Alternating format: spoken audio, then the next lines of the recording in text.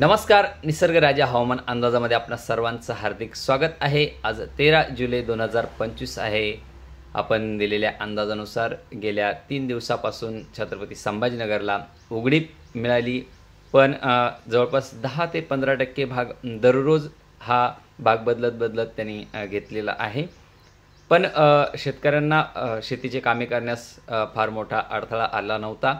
शेतीचे कामे शेतकऱ्यांनी करून घेतलेले आहे। तर बघा शेतकरी मित्रांनो, आजही कोणी शेतकऱ्यांचे कामे जर बाकी असेल तर त्यांनी दुपारपर्यंत 3 वाजेपर्यंत करून घ्यायचे आहे, कारण की दुपारनंतर आज पुन्हा छत्रपती संभाजीनगरला व इकडे उत्तर महाराष्ट्राकडे पाऊस दाखल होणार आहे।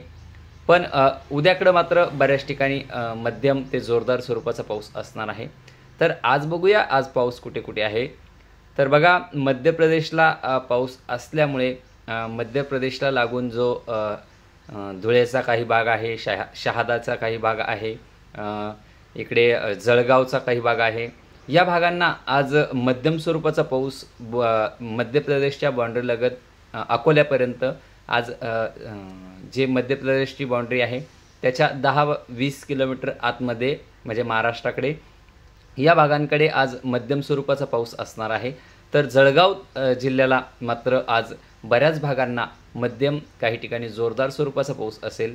धुळे जिल्ह्यातही ठिकठिकाणी आज पाऊस दाखल होईल, पण उद्याकडे मात्र धुळे, जळगाव, अकोल्यापर्यंत, तिकडे अमरावतीचा काही भाग आणि उत्तर महाराष्ट्र जवळपास संपूर्ण अहिल्यानगर जो आहे, अहिल्यानगरला मात्र पावसाची उद्याकडे कमतरता असेल।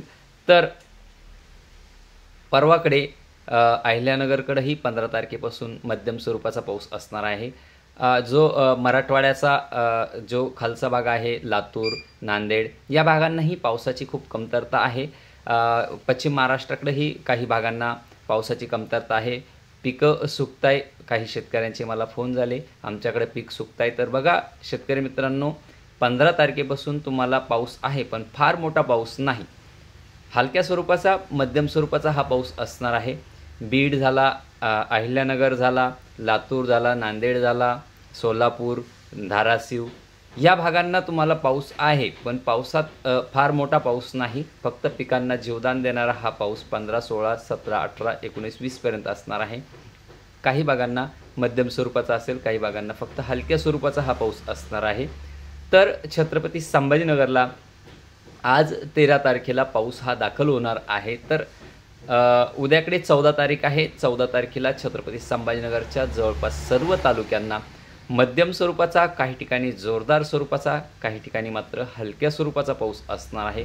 जवळपास हा पाऊस 70 ते 80% भाग हा उद्या 14 तारखेला कव्हर करणार आहे।